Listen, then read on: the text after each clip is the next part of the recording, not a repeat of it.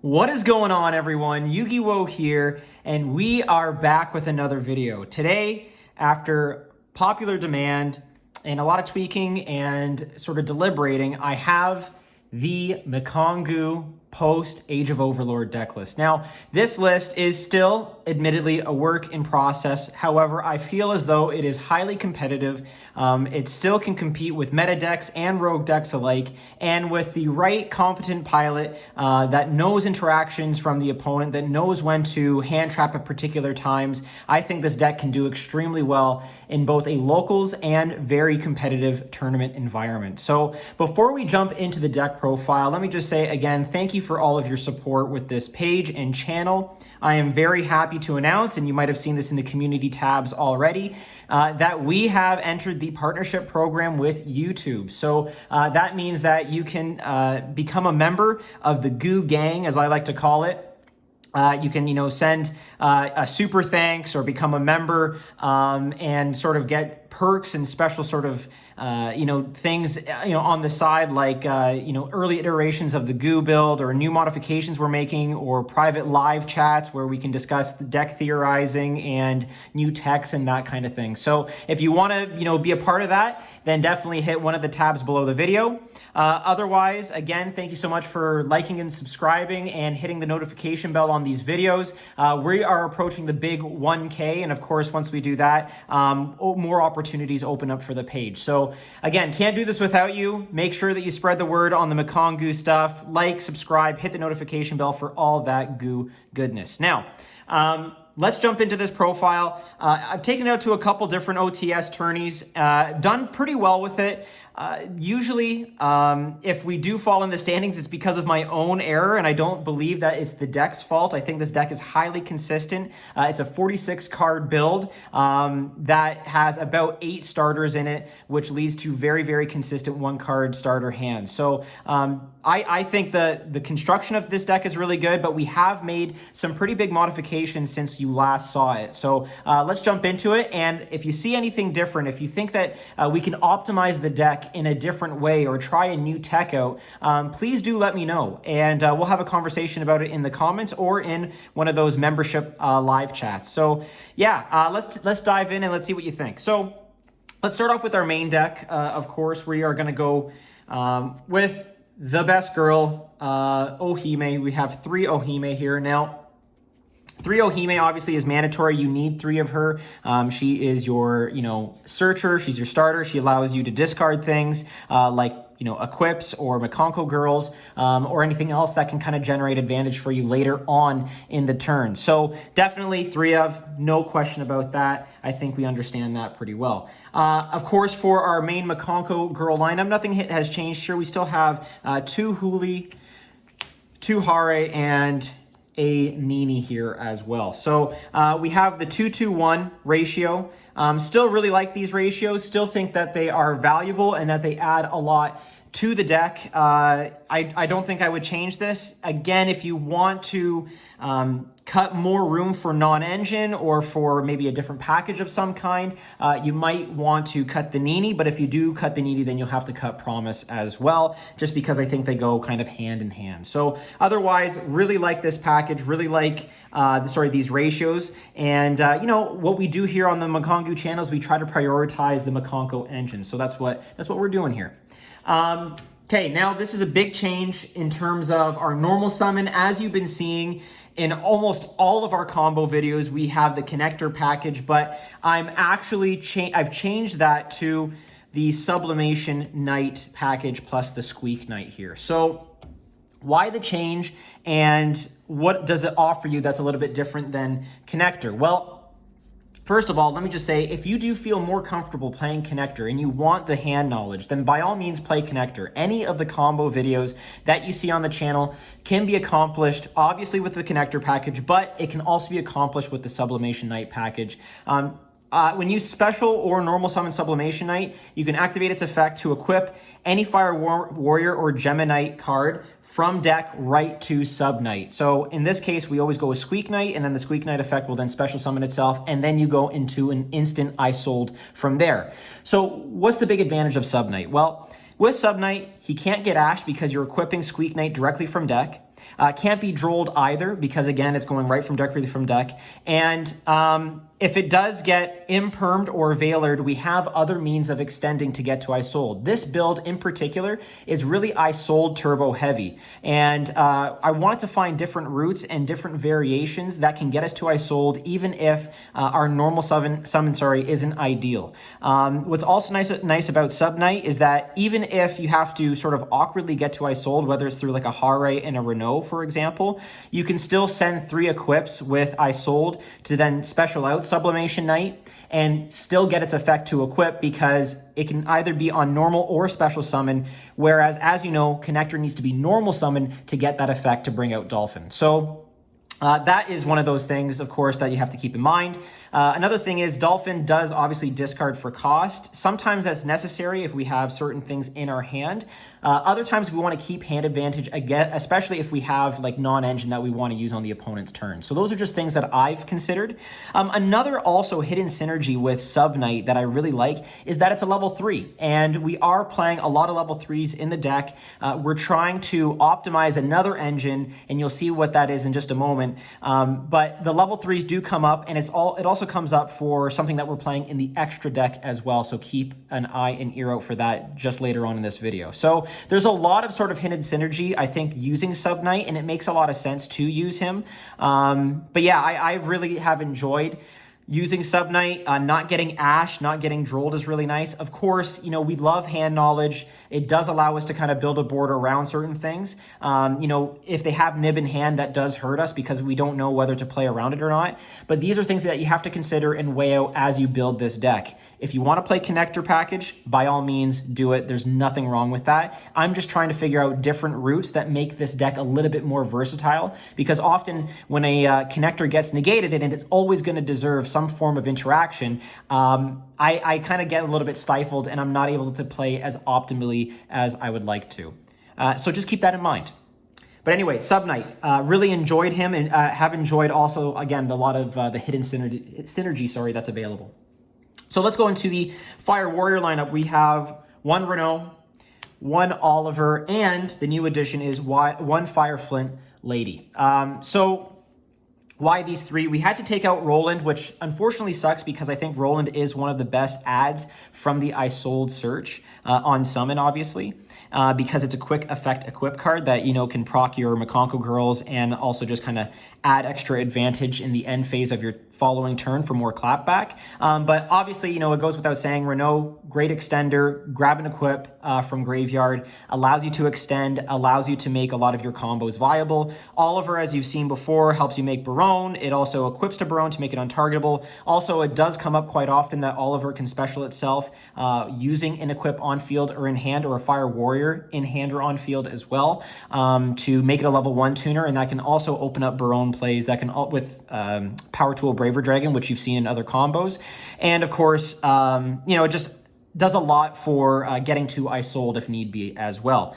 Also, goes without saying that Fire Flint Lady is a very important extender because with Sub Knight on the field, or Renault, or Oliver, or Hare, you can special summon her out. So long as there's a warrior monster on field, it doesn't even have to be a fire warrior. You can get her out there and then go into an iSold play from there. Also goes without saying, we do play Durendal in this deck. So if you were to normal summon Fire Flint Lady, or normal summon Renault, depending on what you had, equip Renault, search one of the 2, and then special out the other, you're able to make an iSold play that way as well. So there's just tons of opportunities and tons of paths to get to iSold, which is really valuable for sending equips to Graveyard and gaining advantage that way. So I've really enjoyed Fire Flint Lady. I think it's a great extender and does just a little bit more than Roland, and that's why we have what we have here. Next up, we have our next package, which is the Psy Reflector / Assault package, including Wielder. I like this package a lot. I like that we can add more extension and more sort of startup with just E-Telly alone. This can bait interactions as well, but just in case our Sub Knight gets negated and we have an E-Telly in hand, we can still make plays, we can still do things with equips, and we can still kind of gain extra advantage. Also, what's really nice is that Wielder has that inherent summon effect that if it sees a level 3 on field, it can just special summon itself for free, which is really good. Again, ties into Sublimation Knight synergy there, and also allows you to make link plays, go into more impactful Link 2 plays, or whatever the case may be. And you've seen combos where Wielder and Arabesque in hand can also generate a Barone play. It can also just generate more advantage for you in a pinch, I think. And, you know, as you've probably seen in one of the combo videos anyway, Assault Beast and Psy Reflector themselves can be normal summoned. Assault Beast, you know, if you see it in hand, it isn't the worst thing because you can still just normal summon Psy Reflector without the effect and then use Assault Beast effect to grab the brick in Assault mode activate. So, I mean, it is what it is. Psy Reflector can be normal summon, but typically we'd like to special summon it off of E-Telly and just make our plays from there. Okay, next up, we've got just non-engine for hand traps. We have just Droll and Lockbird. You can turn this into anything that you like. You can make this an Ash if you so choose. That's totally fine. I just think in my current locals meta, Droll and Lockbird is very, very impactful and very sort of just turn ending, I think, for certain decks. So we play this over Ash. We also play Imperm in the deck too. You'll see that later. We have 6 non-engine in a 46 card deck, which I think is fine. Whenever I saw Droll and used it, it was highly effective, especially against Vanquish Soul or Pearly or whatever the case may be, another combo deck like Vanadium too. So yeah, I think this is just really good. If you want to side it in or side it out, that's totally up to you. I main it just because I think my locals environment really gets pinned by it. So that's what we do. Cool. Now let's move into just consistency pieces. We have 3 Preparation of Rites, 3 E-Telly, and 1 Rhoda. So let's, you know, obviously break this down a little bit here. You know, Preparation of Rites is obviously for our Ohime. It sucks that we don't have another prep target at the moment. We don't play, obviously, as you can see, the IOC and Souls package, but that's okay. It can be discard fodder if we already see Ohime in hand. E-Telly gets us access to, again, it gets us access to our Psy Reflector, which is really important. This is like a 1-card combo, obviously, so that's really good. Having a 1-card combo or 1-card starter play is always really nice, especially if you see both Sub-Knight and Emergency Telly in hand, because that just offers extra extension and advantage, as you saw in our 6 Disruption video.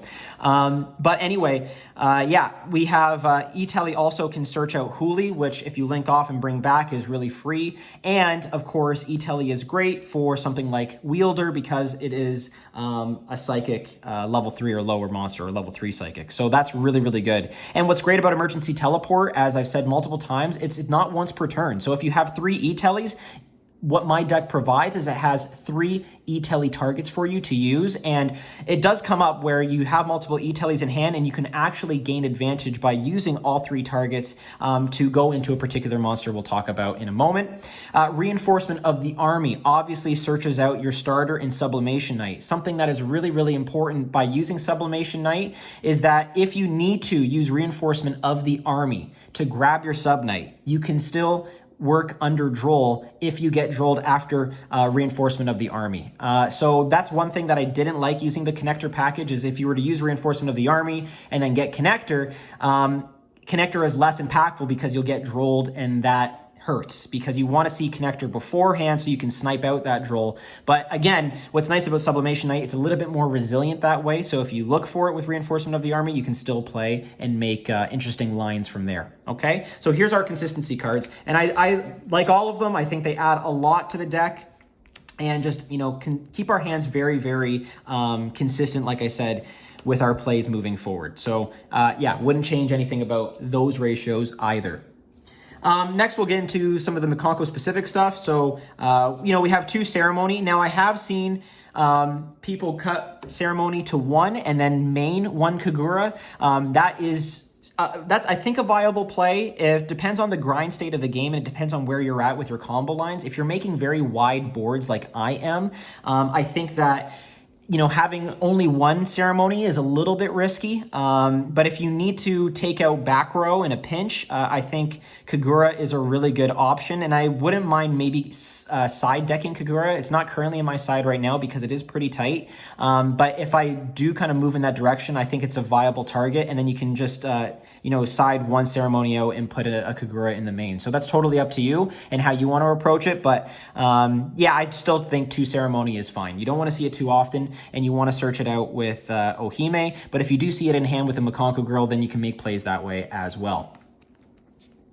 Now we go to the specific Mikanko equips. Of course, we have 3 Arabesque. What can I say? This is probably one of the best equip spells ever created. Next to Vicious Claw. Sorry, that's an inside joke for the Mikankguu. But no, it's a compulse. It's also an E-Telly all-in-one. It demands respect when you're equipping it to your opponent's monsters. It baits out interaction, and it just allows you to kind of keep making your plays from there after it gets interacted with. And also an important thing to note is that if your opponent decides to chain removal to it on activation and you don't activate its effect, you can still grab it from graveyard using Ohime and then activate its effect after that, because what they're negating is the activation, not the effect itself. So keep that in mind. Again, if you're a really good pilot and feel comfortable and confident in interactions with other sort of meta contenders, that's a really interesting little pivot or interaction point that you can take advantage of. And like I said, I think this is a deck that rewards really good piloting. If you're not feeling it that day, it might be a little bit difficult at times, but I still feel as though that somebody that competently knows how to use the deck will do extremely well with it. And of course, let's go to the one-ups. We have 1 Maya Wishadori, 1 Fire Dance, and 1 Rondo. Which of course is in our beautiful collector's rare. It looks so good. Anyway, we're going to talk about each card briefly here. Maya Wishadori, it's so powerful. Of course, Monster Reborning anything from grave is really, really good. The bounce back and damage step is also very valuable. Don't forget that it does that. Of course, Fire Dance, again, the Monster Reborn type of card, very, very good. If you need to bring one of your opponent's monsters back negated just to ram into it, obviously important. And then Rondo, I see some people cutting it, but I still like it as just another equip target for Ohime or for Rivalry. And of course, in certain cases where you have already a couple equips in grave and you need to, either dump some equips for Isolde to kind of get her effect going, it's nice to have that extra name just to do that. So keep that in mind. But yeah, really like my ratios with these one-ofs. And another reason why we're maining 46 cards, you could probably go down to 44 or 45, is just to avoid the potential of seeing some of these one-ofs and seeing more of our 3-ofs. Axe of Fools, Durendal, and Angelica's Angelic Ring. Let's just call it Angel Ring because Konami really messed up renaming her in the TCG. But anyway, these are our one of non-Mikanko specific archetype equips. Axe of Fools is really good. It's like Imperm at home. Also, it's valuable in hand going second because, again, it negates, the monster that it's equipped to. It burns for 500 in the standby, which is sometimes useful for time. And then, again, it has to sort of force an interaction, like on a Mirror Jade, for example, just so that way, he doesn't have this 4K body on the field ready to be rammed into. We have Durendal, which is just a great searcher for all of our Fire Warrior people.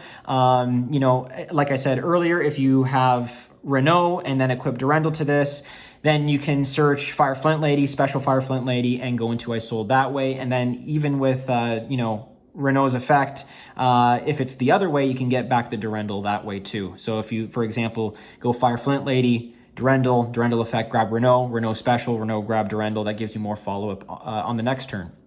And then, of course, with Angel Ring, it's so good. It's so good. Couple things that came up with her. Obviously, Rivalry going into Angel's Ring is super powerful. Someone tried a Dark Ruler, no more me. And I just said, okay, chain Rivalry, equip Angelica's Angelic Ring, and that stopped Dark Ruler. And that was a really, really effective play. What's also really nice is that if you equip it to a monster that you'll be getting rid of, for example, an Appaloosa that already has an Arabesque equipped to it. And if it, you use up the 1 negate, what's really nice is that, let's say she gets run over and Angelica's Angelic Ring goes to grave, and you have an Ohime on field, you can use Ohime's effect to grab Angelica's Angelic Ring, equip it to something that's already equipped, and use the spell negate once more, just because it's not a hard once per turn. So that's really, really good. I haven't had anybody sort of deny that ability to do that yet, and there hasn't been a judge that's ruled against me yet on that. So I think you're pretty safe to do it. So anyway, those are our generics.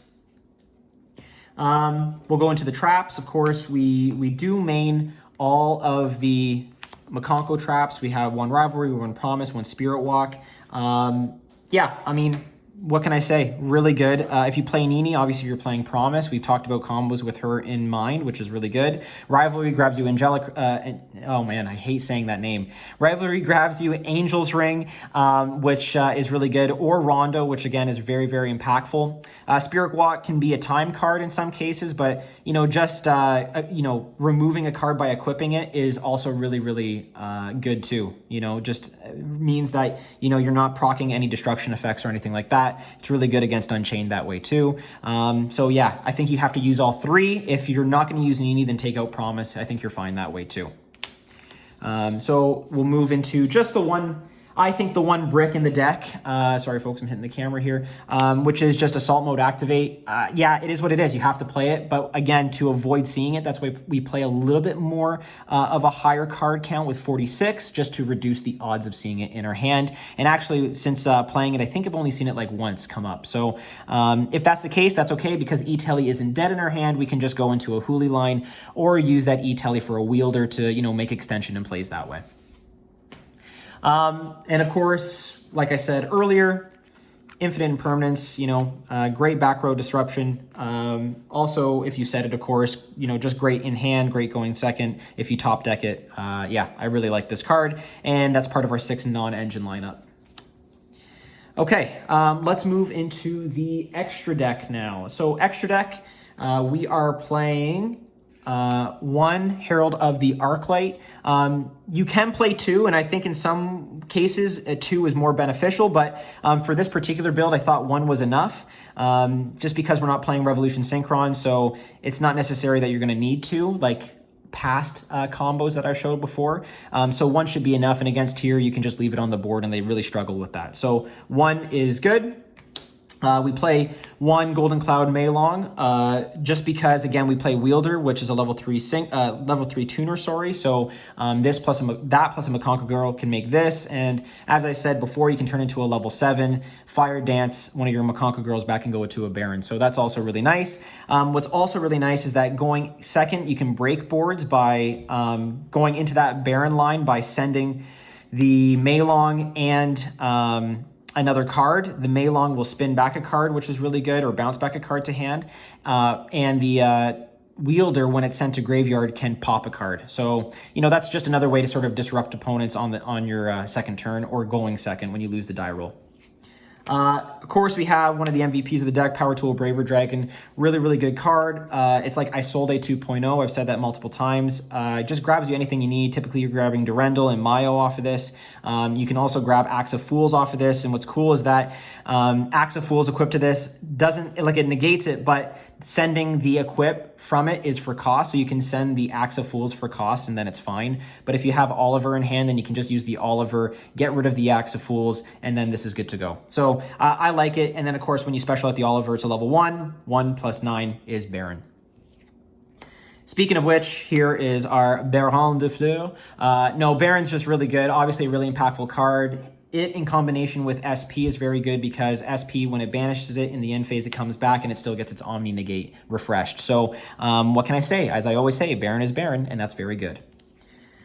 We have Gravity Controller in this deck. Gravity Controller is part of the 1-card combo using E-Telly, because you're going to link off the Herald of the Arclight in the extra monster zone to send it to grave in order to grab Ohime, which is really good. And sometimes its effect comes up where an extra deck monster does battle with it, and then you send both to the respective decks, which is really good. Sometimes people don't read, and this especially works for SP, because this happens right away and SP can't chain to it. So you can get rid of this, because SP fulfills that role of, ditching or dumping Herald to the graveyard to find Ohime, but I don't mind it. It came up a couple times and it's worked well.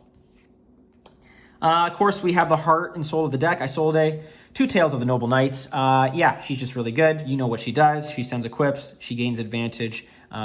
She does everything that we need, and, she's usually a stepping stone into Appaloosa.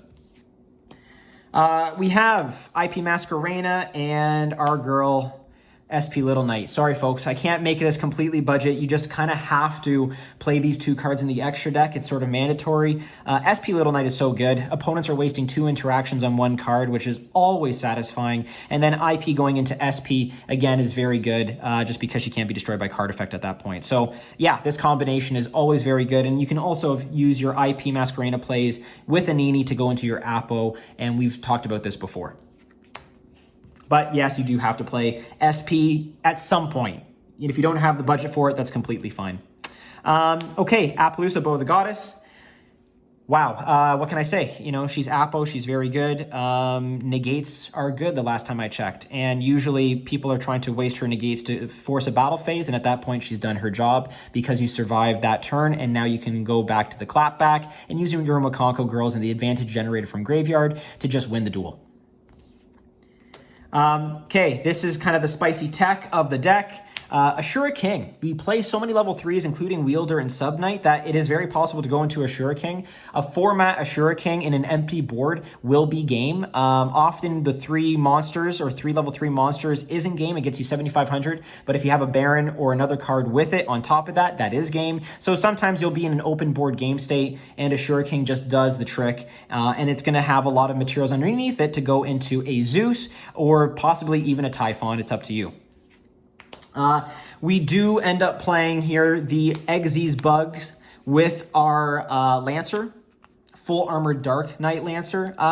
We don't play Torpedo or Fortress because we don't like running more bricks in the deck if we can avoid it. So Cicada King, Corbage is basically good going second because, again, if you go into Corbage, then you can spin back a defense monster from your opponent's side of the field, which is really good. And then Dark Knight Lancer has really good synergy in the deck because you know, anytime one of your monsters gets equipped, not even necessarily itself, you can then non-target equip, or not equip, but suck up a material from your opponent's side of the field, which again is great for removal. And then he gets a little bit beefy as well, so you can, you know, swing for damage that way too. So this can be cut. This can be an extra Isolde. This can be an extra Herald of the Arclight. Just depends on how you feel using this particular package. But I wanted to give it a shot, and I do like the synergy that's there for it.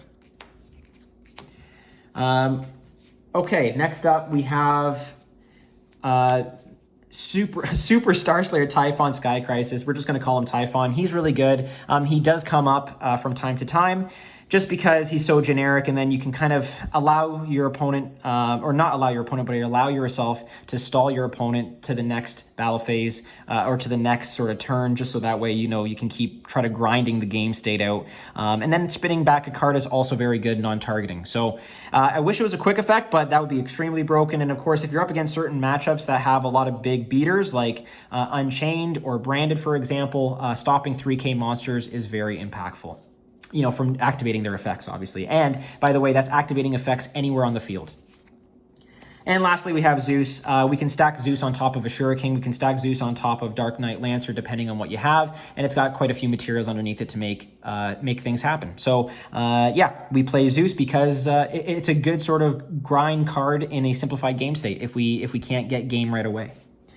Okay, for the side deck, I'll try to go through this rather quickly. We've got 3 Kurakara. Sometimes she comes up. I do think she's quite good. And look, the side deck is something that you can play with. You can add suggestions. Let me know in the comments below what you would side deck instead. But we've got Kurakara here because Pearly's still a thing, and you still go against rogue matches where there's a lot of interaction on their board. Midadium is also a part of that too, so we just keep that in mind. We also play 2 Kaijus, just because, again, you want to get rid of big towers. You want to slam into things. Kaiju plus Arabesque, as you've seen before in other combos, just allows you to gain so much advantage and clear their board, but also ram into them with your Mikanko girls to win. So that's why we play those. For combo decks, we play Nib. Nib is really good. I didn't use it last tourney that I was in, but for those like combo decks that really want to go off, Nib is very good for that.